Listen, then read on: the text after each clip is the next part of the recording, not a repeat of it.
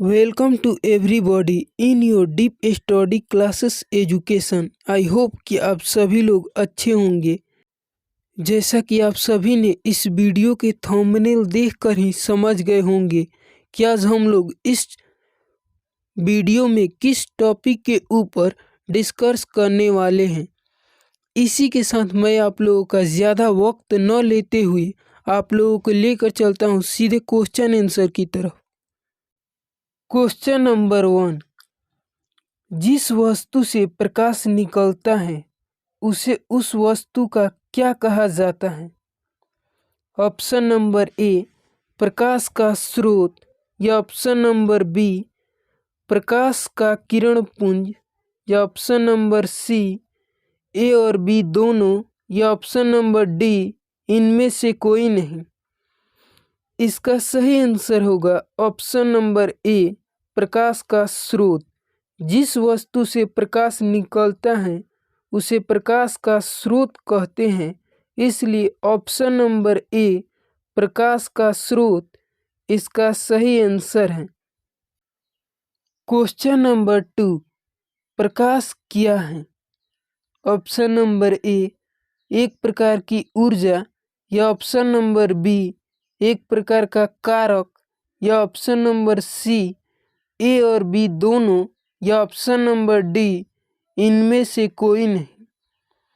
इसका सही आंसर होगा ऑप्शन नंबर सी, ए और बी दोनों, क्योंकि प्रकाश एक प्रकार का ऊर्जा का रूप भी है और प्रकाश एक प्रकार का कारक भी है जिसकी सहायता से हम किसी वस्तु को देखते हैं। इसलिए ऑप्शन नंबर सी, ए और बी दोनों, इसका सही आंसर होगा। क्वेश्चन नंबर 3, वह वस्तु जो प्रकाश उत्सर्जित करती है उसे क्या कहते हैं? ऑप्शन नंबर ए, प्रदीप्त वस्तु, या ऑप्शन नंबर बी, दीप्तिमान वस्तु, या ऑप्शन नंबर सी, ए और बी दोनों, या ऑप्शन नंबर डी, इनमें से कोई नहीं। इसका सही आंसर होगा ऑप्शन नंबर सी, ए और बी दोनों। वह वस्तु जो प्रकाश उत्सर्जित करती है उसे प्रदीप्त या दीप्तिमान दोनों वस्तुएं कहा जाता है, इसलिए ऑप्शन नंबर सी, ए और बी दोनों, इसका सही आंसर है। क्वेश्चन नंबर 4, वह वस्तु जो प्रकाश उत्सर्जित नहीं करती है उसे क्या कहते हैं? ऑप्शन नंबर ए, प्रदीप्त वस्तु, या ऑप्शन नंबर बी, अदीप्त वस्तु, या ऑप्शन नंबर सी, ए और बी दोनों, या ऑप्शन नंबर डी, इनमें से कोई नहीं। इसका सही आंसर होगा ऑप्शन नंबर बी, अप्रदीप्त। वे वस्तुएं जो प्रकाश उत्सर्जित नहीं करती हैं उसे अदीप्त वस्तु कहते हैं, इसलिए ऑप्शन नंबर बी, अदीप्त, इसका सही आंसर है। क्वेश्चन नंबर 5, चंद्रमा से आता हुआ प्रकाश वास्तव में किसका प्रकाश होता है? ऑप्शन नंबर ए, सूर्य का, या ऑप्शन नंबर बी, चंद्रमा का, या ऑप्शन नंबर सी, ए और बी दोनों, या ऑप्शन नंबर डी, इनमें से कोई नहीं। इसका सही आंसर होगा ऑप्शन नंबर ए, सूर्य का, क्योंकि चंद्रमा से आता हुआ प्रकाश सूर्य का प्रकाश होता है। केवल रिफ्लेक्शन द्वारा चंद्रमा कुछ समय के लिए उसे अवशोषित करके और फिर रिफ्लेक्स कर देता है, इसलिए वास्तव में वो प्रकाश सूर्य का होता है। इसलिए ऑप्शन नंबर ए, सूर्य, इसका सही आंसर होगा। क्वेश्चन नंबर 6, जब धूल कण अपने ऊपर पड़ने वाले प्रकाश को अवशोषित करके उसे चारों ओर विकृत करते हैं तब इस प्रक्रिया को क्या कहते हैं? ऑप्शन नंबर ए, प्रकीर्ण, या ऑप्शन नंबर बी, प्रदीप्त, या ऑप्शन नंबर सी, ए और बी दोनों, या ऑप्शन नंबर डी, इनमें से कोई नहीं।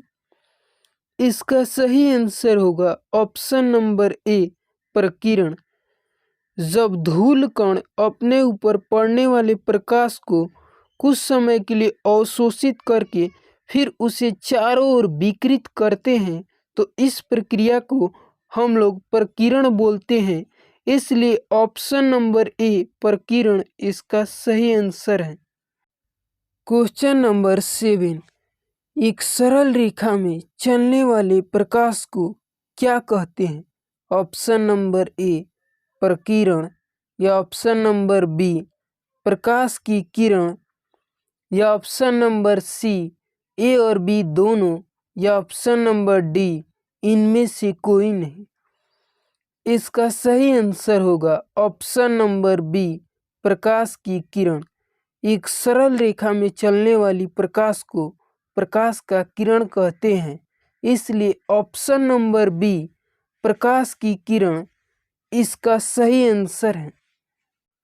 क्वेश्चन नंबर 8, प्रकाश की किरणों को समूह को क्या कहते हैं? ऑप्शन नंबर ए प्रकीर्ण, या ऑप्शन नंबर बी प्रकाश की किरण, या ऑप्शन नंबर सी प्रकाश की किरण पुंज, या ऑप्शन नंबर डी इनमें से कोई नहीं। इसका सही आंसर होगा ऑप्शन नंबर सी प्रकाश का किरण पुंज। प्रकाश की किरणों के समूह को प्रकाश का किरण पुंज कहते हैं, इसलिए ऑप्शन नंबर सी प्रकाश का किरण पुंज इसका सही आंसर है। क्वेश्चन नंबर 9, प्रकाश की किरण पुंजों की संख्या मुख्यतः कितनी होती है? ऑप्शन नंबर ए 5, या ऑप्शन नंबर बी 4, या ऑप्शन नंबर सी 3, या ऑप्शन नंबर डी इनमें से कोई नहीं। इसका सही आंसर होगा ऑप्शन नंबर सी 3। प्रकाश की किरणों की संख्या मुख्यतः 3 होती है, इसलिए ऑप्शन नंबर सी 3 इसका सही आंसर है। पहला किरणपुंज समानांतर किरणपुंज और दूसरा किरणपुंज अभिसारी किरणपुंज तथा तीसरा किरणपुंज अपसारी किरणपुंज होता है, इसलिए option number C 3। Question number 10, प्रकाश की किरणपुंजों की संख्या मुख्यतः कौन कौन सी हैं? ऑप्शन नंबर ए समानांतर किरणपुंज, या ऑप्शन नंबर बी अपसारी किरणपुंज, या ऑप्शन नंबर सी अभिसारी किरणपुंज, या ऑप्शन नंबर डी इनमें सभी। इसका सही आंसर होगा ऑप्शन नंबर डी इनमें सभी, क्योंकि प्रकाश की किरणपुंज मुख्यतः समानांतर किरणपुंज, अभिसारी किरणपुंज और अपसारी किरणपुंज ही हैं, इसलिए ऑप्शन नंबर डी इनमें सभी इसका सही आंसर है। क्वेश्चन नंबर 11, किस किरणपुंज में प्रकाश की किरणें एक बिंदु स्रोत पर आकर मिलती हुई प्रतीत होती हैं? ऑप्शन नंबर ए समानांतर किरणपुंज, या ऑप्शन नंबर बी अपसारी किरणपुंज, या ऑप्शन नंबर सी अभिसारी किरणपुंज, या ऑप्शन नंबर डी इनमें सभी। इसका सही आंसर होगा ऑप्शन नंबर सी अभिसारी किरणपुंज, क्योंकि अभिसारी किरणपुंज में ही प्रकाश की किरणें सभी दिशाओं से आकर एक बिंदु स्रोत पर मिलती हुई प्रतीत होती हैं, इसलिए ऑप्शन नंबर सी अभिसारी किरणपुंज इसका सही आंसर है। क्वेश्चन नंबर 12, किस किरणपुंज में प्रकाश की किरणें एक बिंदु स्रोत से निकलकर फैलती हुई चली जाती हैं? ऑप्शन नंबर ए समानांतर किरणपुंज, या ऑप्शन नंबर बी अपसारी किरणपुंज, या ऑप्शन नंबर सी अभिसारी किरणपुंज, या ऑप्शन नंबर डी इनमें सभी। इसका सही आंसर होगा ऑप्शन नंबर बी अपसारी किरणपुंज, क्योंकि अपसारी किरणपुंज में ही प्रकाश की किरणें एक बिंदु स्रोत से निकलकर सभी दिशाओं में फैलती हुई प्रतीत होती हैं, इसलिए ऑप्शन नंबर बी अपसारी किरण पुंज इसका सही आंसर है। क्वेश्चन नंबर 13, किस किरण पुंज में प्रकाश की किरणें एक दूसरे के समानांतर होती हैं? ऑप्शन नंबर ए समांतर किरण पुंज, या ऑप्शन नंबर बी अपसारी किरण पुंज, या ऑप्शन नंबर सी अभिसारी किरण पुंज, या ऑप्शन नंबर डी इनमें सभी। इसका सही आंसर होगा ऑप्शन नंबर ए समांतर किरण पुंज, क्योंकि समांतर किरण पुंज में ही प्रकाश की किरणें एक दूसरे के समानांतर होती हैं, इसलिए ऑप्शन नंबर ए समानांतर किरण पुंज इसका सही आंसर है। क्वेश्चन नंबर 14, जिस पदार्थ को प्रकाश आसानी से पार कर जाते हैं उसे क्या कहते हैं? ऑप्शन नंबर ए पारभासी, या ऑप्शन नंबर बी पारदर्शी, या ऑप्शन नंबर सी अपारदर्शी, या ऑप्शन नंबर डी इनमें सभी। इसका सही आंसर होगा ऑप्शन नंबर बी पारदर्शी। जिस पदार्थ को प्रकाश आसानी से पार कर जाते हैं उसे पारदर्शी पदार्थ कहते हैं, इसलिए ऑप्शन नंबर बी पारदर्शी इसका सही आंसर है। क्वेश्चन नंबर 15, जिस पदार्थ को प्रकाश आसानी से पार नहीं कर पाती है उसे कहते हैं? ऑप्शन नंबर ए पारभासी, या ऑप्शन नंबर बी पारदर्शी, या ऑप्शन नंबर सी अपारदर्शी, या ऑप्शन नंबर डी इनमें से कोई नहीं, इनमें सभी। इसका सही आंसर होगा ऑप्शन नंबर ए पारभासी। जिस पदार्थ को प्रकाश आसानी से पार नहीं कर पाते हैं उसे पारभासी पदार्थ कहते हैं, इसलिए ऑप्शन नंबर ए पारभासी इसका सही आंसर है। क्वेश्चन नंबर 16, जिस पदार्थ को प्रकाश कभी भी पार नहीं कर पाते हैं उसे कहते हैं?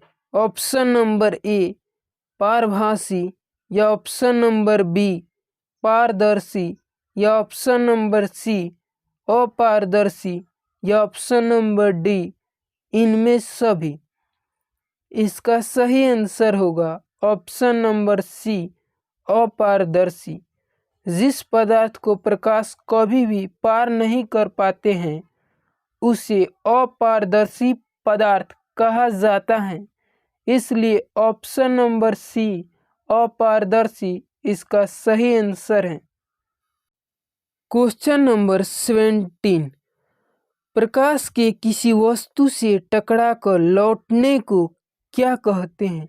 ऑप्शन नंबर ए प्रकाश का किरण पुंज, या ऑप्शन नंबर बी प्रकाश का परावर्तन, या ऑप्शन नंबर सी प्रकाश का अपवर्तन, या ऑप्शन नंबर डी इनमें सभी।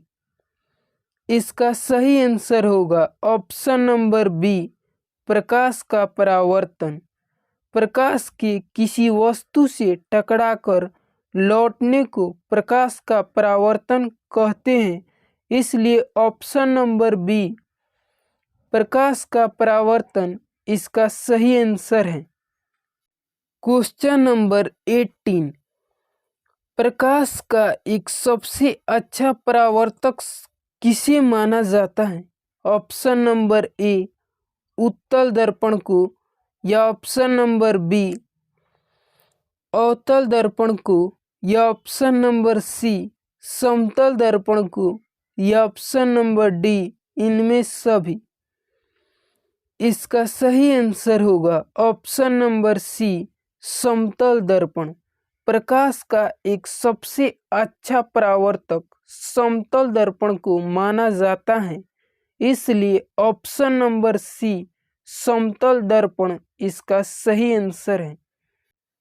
क्वेश्चन नंबर 19, आपतित किरण और आपतन बिंदु पर खींचे गए लंब से जो कोण बनता है उसे कहते हैं? ऑप्शन नंबर ए आपतन कोण या ऑप्शन नंबर बी परावर्तन कोण या ऑप्शन नंबर सी समतल कोण या ऑप्शन नंबर डी इनमें से कोई नहीं। इसका सही आंसर होगा ऑप्शन नंबर ए आपतन कोण।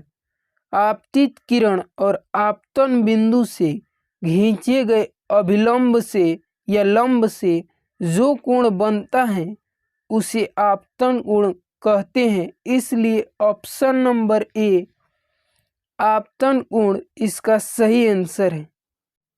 क्वेश्चन नंबर 20, प्रकाश की किरणों का पथ दर्शाने वाले चित्रों को क्या कहा जाता है? ऑप्शन नंबर ए किरण आरेख या ऑप्शन नंबर बी प्रकाश का किरण पुंज या ऑप्शन नंबर सी प्रकाश का परावर्तन या ऑप्शन नंबर डी इनमें सभी। इसका सही आंसर होगा ऑप्शन नंबर ए किरण आरेख। प्रकाश की किरणों का पथ दर्शाने वाले चित्रों को किरण आरेख कहा जाता है। इसलिए ऑप्शन नंबर ए किरण आरेख इसका सही आंसर है। क्वेश्चन नंबर 21, प्रकाश की किरण किसी सतह पर पड़ के जिन नियमों का पालन करते हुए उस सतह से परावर्तित होती हैं उसे क्या कहते हैं? ऑप्शन नंबर ए प्रकाश परावर्तन के नियम या ऑप्शन नंबर बी प्रकाश का किरण पुंज या ऑप्शन नंबर सी प्रकाश का अपवर्तन या ऑप्शन नंबर डी इनमें कोई नहीं। इसका सही आंसर होगा ऑप्शन नंबर ए परावर्तन के नियम। क्योंकि प्रकाश की किरणें किसी सतह पर पड़ के जिन नियम का पालन करते हुए उस सतह से परावर्तित होती हैं उसे प्रकाश के परावर्तन के नियम कहते हैं। इसलिए ऑप्शन नंबर ए परावर्तन के नियम इसका सही आंसर है। क्वेश्चन नंबर 22, किसी सतह पर पड़ने वाली किरण को क्या कहते हैं? ऑप्शन नंबर ए आपतित बिंदु या ऑप्शन नंबर बी आपतित किरण या ऑप्शन नंबर सी परावर्तित किरण या ऑप्शन नंबर डी इनमें कोई नहीं। इसका सही आंसर होगा ऑप्शन नंबर बी आपतित किरण। क्योंकि किसी सतह पर पड़ने वाली किरण को आपतित किरण कहते हैं, इसलिए ऑप्शन नंबर बी आपतित किरण इसका सही आंसर है। क्वेश्चन नंबर 23, जिस बिंदु पर आपतित किरण किसी सतह से टकराती है उसे क्या कहते हैं? ऑप्शन नंबर ए आपतन बिंदु या ऑप्शन नंबर बी आपतित किरण या ऑप्शन नंबर सी परावर्तित किरण या ऑप्शन नंबर डी इनमें कोई नहीं। इसका सही आंसर होगा ऑप्शन नंबर ए आपतन बिंदु। क्योंकि जिस बिंदु पर आपतित किरण किसी सतह से टकराती है उसे आपतन बिंदु कहते हैं। इसलिए ऑप्शन नंबर ए आपतन बिंदु इसका सही आंसर है। क्वेश्चन नंबर 24, जिस बिंदु पर आपतित किरण किसी सतह से टकराकर वापस लौटती है उसे क्या कहा जाता है? ऑप्शन नंबर ए आपतन बिंदु या ऑप्शन नंबर बी आपतित किरण या ऑप्शन नंबर सी परावर्तित किरण या ऑप्शन नंबर डी इनमें कोई नहीं। इसका सही आंसर होगा ऑप्शन नंबर सी परावर्तित किरण। क्योंकि जिस बिंदु पर आपतित किरण किसी सतह से टकराकर वापस लौटती हैं उसे परावर्तित किरण कहते हैं। इसलिए ऑप्शन नंबर सी परावर्तित किरण इसका सही आंसर है। क्वेश्चन नंबर 25, समतल सतह के किसी बिंदु से खींचे गए लंब को उस बिंदु का क्या कहते हैं? ऑप्शन नंबर ए अभिलंब, या ऑप्शन नंबर बी आपतित किरण, या ऑप्शन नंबर सी परावर्तित किरण, या ऑप्शन नंबर डी इनमें से कोई नहीं। इसका सही आंसर होगा ऑप्शन नंबर ए अभिलंब। समतल सतह के किसी बिंदु से खींचे हुए लंब को उस बिंदु का अभिलंब कहते हैं, इसलिए ऑप्शन नंबर ए अभिलंब इसका सही आंसर है। क्वेश्चन नंबर 26, परावर्तित किरण और परावर्तन बिंदु पर खींचे गए लंब से जो कोण बनता है उसे कहते हैं। ऑप्शन नंबर ए आपतन कोण, या ऑप्शन नंबर बी परावर्तन कोण, या ऑप्शन नंबर सी समतल कोण, या ऑप्शन नंबर डी इनमें कोई नहीं। इसका सही आंसर होगा ऑप्शन नंबर बी परावर्तन कोण, क्योंकि परावर्तित किरण और परावर्तन बिंदु से खींचे गए लंब से जो कोण बनता है उसे परावर्तन कोण कहते हैं, इसलिए ऑप्शन नंबर बी परावर्तन कोण इसका सही आंसर है। क्वेश्चन नंबर 27, किसी समतल सतह पर लंबवत पड़ने वाली प्रकाश की किरण परावर्तन के बाद कहाँ पर लौट जाती है? ऑप्शन नंबर ए आपतन कोण पर, या ऑप्शन नंबर बी परावर्तन कोण पर, या ऑप्शन नंबर सी उसी पथ पर, या ऑप्शन नंबर डी इनमें से कोई नहीं। इसका सही आंसर होगा ऑप्शन नंबर सी उसी पथ पर, क्योंकि समतल सतह पर लंबवत पड़ने वाली किरण दर्पण से परावर्तन के बाद उसी पथ पर वापस लौट जाती है, इसलिए ऑप्शन नंबर सी उसी पथ पर इसका सही आंसर है। क्वेश्चन नंबर 28, जब किसी दर्पण के सामने कोई वस्तु रखी जाती है तो उस वस्तु का क्या दिखाई देता है? ऑप्शन नंबर ए आपतन कोण, या ऑप्शन नंबर बी परावर्तन कोण, या ऑप्शन नंबर सी प्रतिबिंब, या ऑप्शन नंबर डी इनमें से कोई नहीं।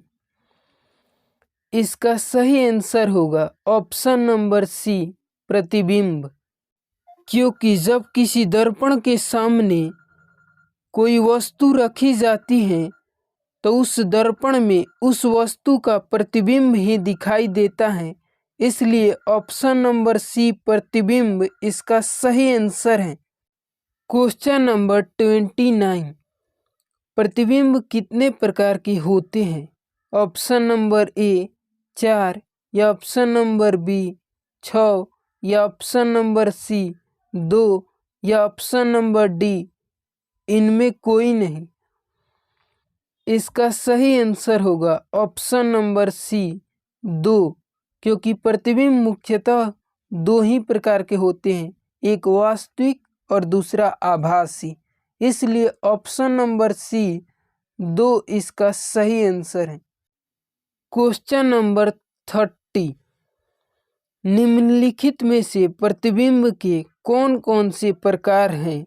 ऑप्शन नंबर ए वास्तविक प्रतिबिंब, या ऑप्शन नंबर बी आभासी प्रतिबिंब, या ऑप्शन नंबर सी ए और बी दोनों, या ऑप्शन नंबर डी इनमें कोई नहीं। इसका सही आंसर होगा ऑप्शन नंबर सी ए और बी दोनों, क्योंकि वास्तविक प्रतिबिंब और आभासी प्रतिबिंब दोनों प्रतिबिंब का ही प्रकार है, इसलिए ऑप्शन नंबर सी ए और बी दोनों इसका सही आंसर है। क्वेश्चन नंबर 31, वास्तविक प्रतिबिंब वस्तु के अपेक्षा हमेशा होता है।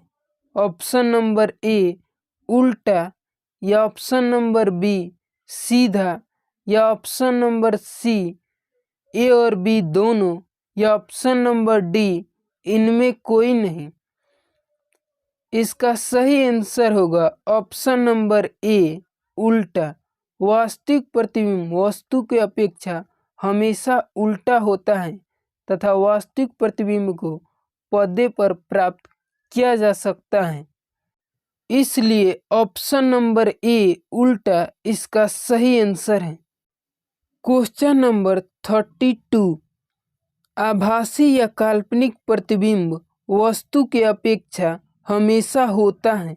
ऑप्शन नंबर ए उल्टा या ऑप्शन नंबर बी सीधा या ऑप्शन नंबर सी ए और बी दोनों या ऑप्शन नंबर डी इनमें से कोई नहीं। इसका सही आंसर होगा ऑप्शन नंबर बी सीधा। आभासी या काल्पनिक प्रतिबिंब वस्तु के अपेक्षा हमेशा सीधा होता है तथा इसे पर्दे पर प्राप्त नहीं किया जा सकता है, इसलिए ऑप्शन नंबर बी सीधा इसका सही आंसर है। क्वेश्चन नंबर 33, आभासी प्रतिबिंब को सदा किस संकेत के द्वारा दर्शाया जाता है। ऑप्शन नंबर ए बिंदुओं द्वारा या ऑप्शन नंबर बी टूटी रेखाओं द्वारा या ऑप्शन नंबर सी ए और बी दोनों या ऑप्शन नंबर डी इनमें कोई नहीं। इसका सही आंसर होगा ऑप्शन नंबर सी ए और बी दोनों। आभासी प्रतिबिंब को क्योंकि आभासी प्रतिबिंब को बिंदु और टूटी रेखाओं दोनों के द्वारा दर्शाया जाता है, इसलिए ऑप्शन नंबर सी ए और बी दोनों इसका सही आंसर है। क्वेश्चन नंबर 34, वस्तु दूरी बराबर प्रतिबिंब दूरी किस दर्पण के लिए मान्य है। ऑप्शन नंबर ए अवतल दर्पण या ऑप्शन नंबर बी समतल दर्पण या ऑप्शन नंबर सी ए और बी दोनों या ऑप्शन नंबर डी इनमें कोई नहीं। इसका सही आंसर होगा ऑप्शन नंबर बी समतल दर्पण। वस्तु दूरी बराबर प्रतिबिंब दूरी समतल दर्पण के लिए मान्य है, इसलिए ऑप्शन नंबर बी समतल दर्पण इसका सही आंसर है। क्वेश्चन नंबर 35, कांच की एक टुकड़े को बाहरी सतह को रस्तित करने से कौन सा दर्पण बनता है। ऑप्शन नंबर ए अवतल दर्पण या ऑप्शन नंबर बी समतल दर्पण या ऑप्शन नंबर सी उत्तल दर्पण या ऑप्शन नंबर डी इनमें कोई नहीं। इसका सही आंसर होगा ऑप्शन नंबर ए अवतल दर्पण। क्योंकि कांच के एक टुकड़े को बाहरी सतह को रस्तित करने से अवतल दर्पण बनता है, इसलिए ऑप्शन नंबर ए अवतल दर्पण इसका सही आंसर है। क्वेश्चन नंबर 36, कांच की एक टुकड़े को भीतरी सतह को रस्तित करने से कौन सा दर्पण बनता है।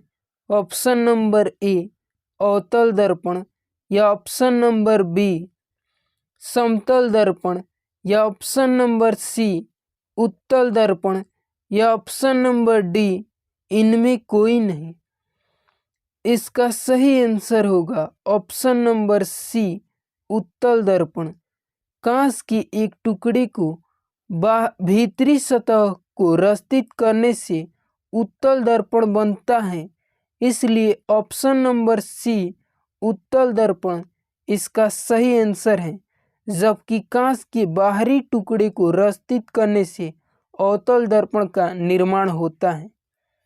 क्वेश्चन नंबर 37, गोलीय दर्पण के मध्य बिंदु को दर्पण का क्या कहते हैं। ऑप्शन नंबर ए अवतल दर्पण या ऑप्शन नंबर बी ध्रुव या ऑप्शन नंबर सी उत्तल दर्पण या ऑप्शन नंबर डी इनमें कोई नहीं। इसका सही आंसर होगा ऑप्शन नंबर बी ध्रुव। गोलीय दर्पण के मध्य बिंदु को दर्पण का ध्रुव कहते हैं, इसलिए ऑप्शन नंबर बी ध्रुव इसका सही आंसर है। क्वेश्चन नंबर 38, गोलीय दर्पण जिस गोले का भाग होता है उस गोले की केंद्र को दर्पण का क्या कहते हैं?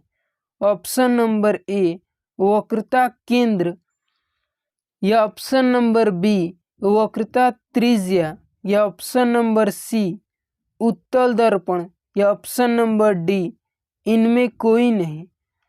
इसका सही आंसर होगा ऑप्शन नंबर ए वक्रता केंद्र, क्योंकि गोलीय दर्पण जिस गोले का भाग होता है उस गोले के केंद्र को दर्पण का वक्रता केंद्र कहते हैं, इसलिए ऑप्शन नंबर ए वक्रता केंद्र इसका सही आंसर है।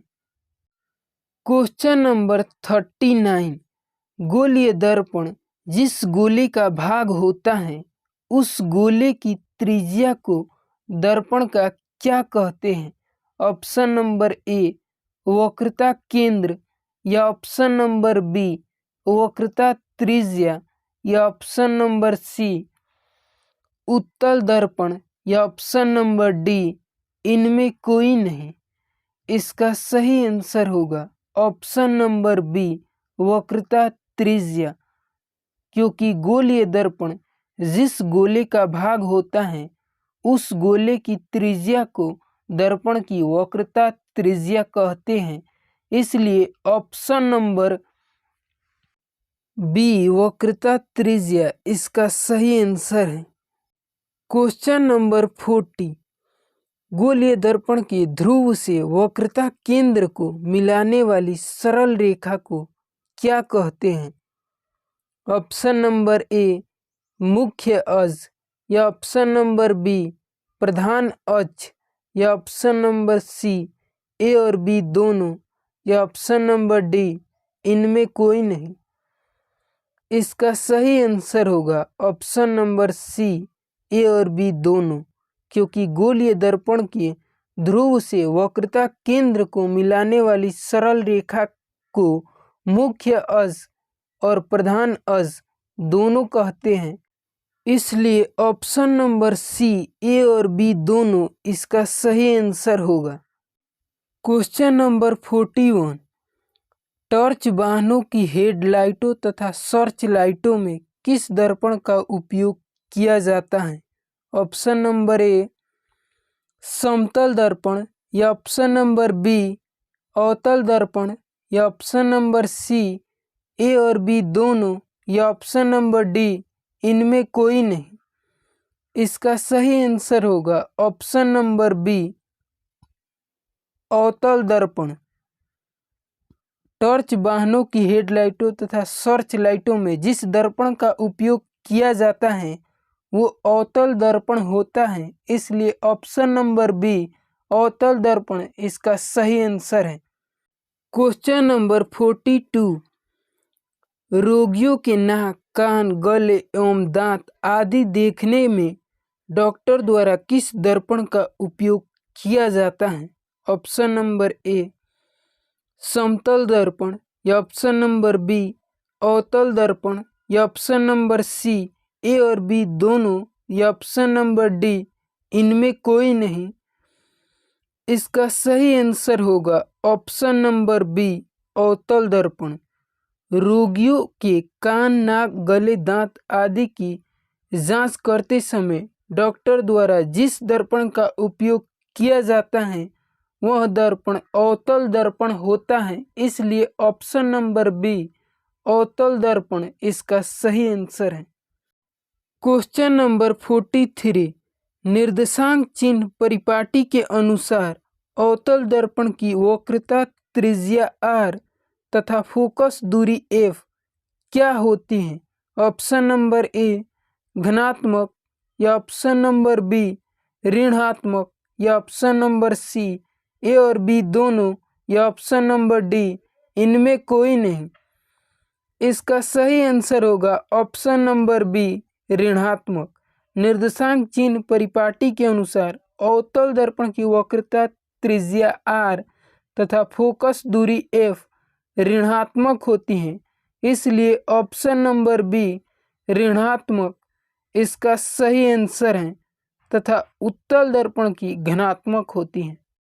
क्वेश्चन नंबर 44 निर्देशांक चिन्ह परिपाटी के अनुसार उत्तल दर्पण की वक्रता त्रिज्या r तथा फोकस दूरी f क्या होती है?